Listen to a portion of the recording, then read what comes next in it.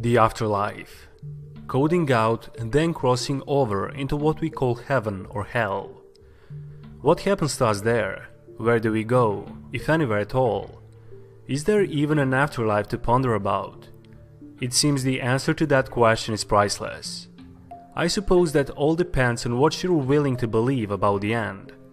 Are there people out there that know more about all of our pending trips to the other side than we do? Are there people who can shed some insight on what it's like to die? You know, people who have cheated death after looking it square in the eye. Yes, there are, and they're called survivors.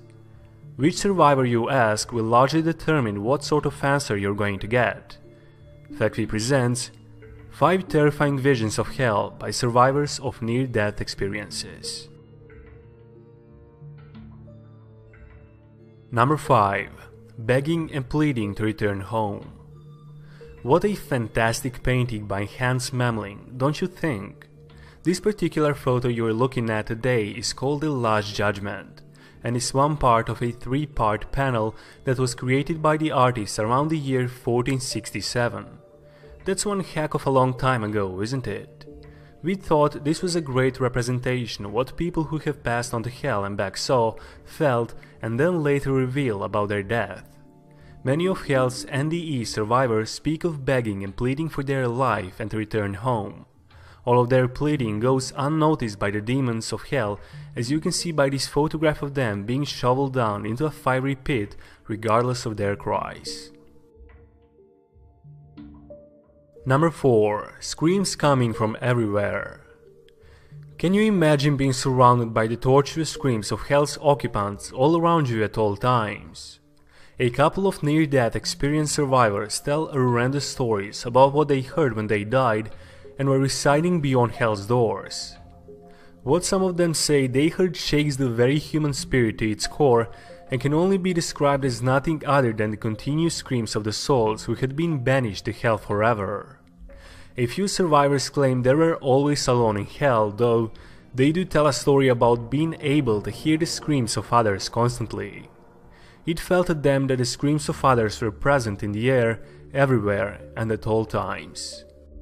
Number 3. Other damned souls of the dead. My mother used to tell me, if you want to roll with the pigs, you're going to get muddy. Shocking how parents can be right about things like that from time to time, isn't it? Some survivors who have had near-death experiences to hell and back tell a story of seeing other people chained and linked together, slaving away for the devil himself and being beaten by his demons. This is one of the places where each individual story varies. Some survivors tell a tale of solitary confinement, while others give depictions of hell in this manner. A hell filled with souls slaving away and working their fingers to the bone for Lucifer himself. Either way, it all sounds like a life sentence. Number 2. Demons and torture. Monsters, ghosts, and demons are a scary topic of conversation for those of you out there that are a bit light in your loafers. Even for those a bit braver, the topic isn't unfamiliar.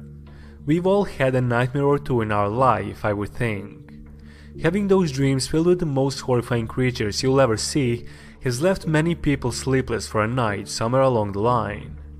That's what makes the story of actually being alongside of these terrible entities all the more unsettling.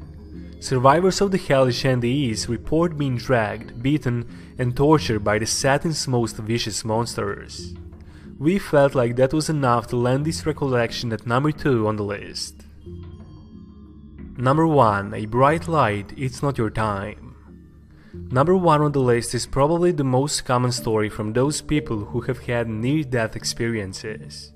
Most all of them tell a tale that at some point they saw a bright light. Some also tell of hearing a voice below from up above them saying, "It's not your time yet, you have yet to accomplish your true destiny." It sounds awe-inspiring, doesn't it? Let's hope that those words are coming from the big guy upstairs, and for God's sake, let's hope that none of us ever have to be in that circumstance. Maybe it's a better plan to live life right and be thankful for what we have. That's when we'll get to see what resides up in heaven, right? Well, actually, that's a near-death experience listicle for another day.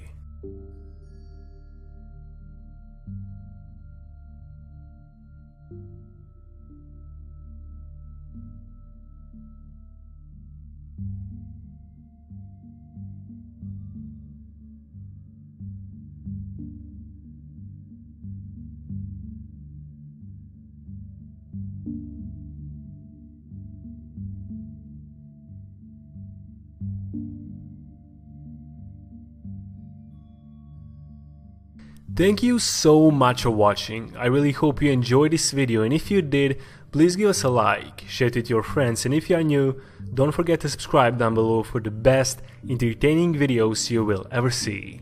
No doubt about it. Till the next time, we are out.